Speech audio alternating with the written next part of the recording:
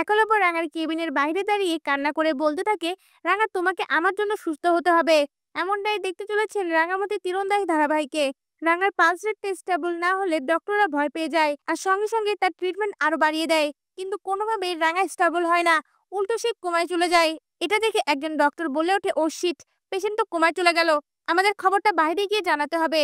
তখন একজন doctor cabin থেকে বেরিয়ে গিয়ে একলব্যকে খবরটা জানায়। একলব্য শোনা মাত্রই রাঙা বলে চিৎকার করে ওঠে।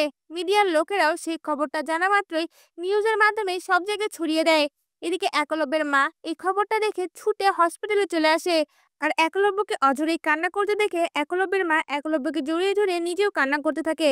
এরপর দেখা যায় রাঙাকে অপারেশন থিয়েটার থেকে বের করে অন্য কেবিনে নিয়ে যাওয়ার সময় একলব্য রাঙার স্টেনারের কাছে গিয়ে কান্না করে রাঙাকে বলতে থাকে, রাঙা তোমাকে সুস্থ হতেই হবে, তুমি ন্যাশনালে কোয়ালিফাই করে গেছো, তোমার স্বপ্ন সেটা খেলা, তোমাকে খেলতেই হবে, আর তোমাকে আমার জন্য সুস্থ হতে হবে। কিন্তু রাঙা তাতেও কোনো রেসপন্স করে না।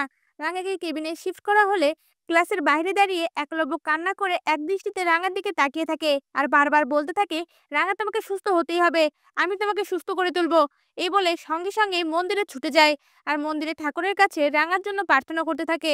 এদিকে ঠাকুর মশাই একলব্যকে বলে ওঠে, বাবা কি হয়েছে তোমার? তখনই একলব্য বলে ওঠে, আমার স্ত্রী অসুস্থ, ঠাকুরকে বলুন না আমার রাঙাকে ঠিক করে দিতে। এই বলে অঝরেই কান্না করতে থাকে। এমনটাই দেখতে চলেছেন রাঙামাটি তীরন্দাজ ধারাবাহিকে।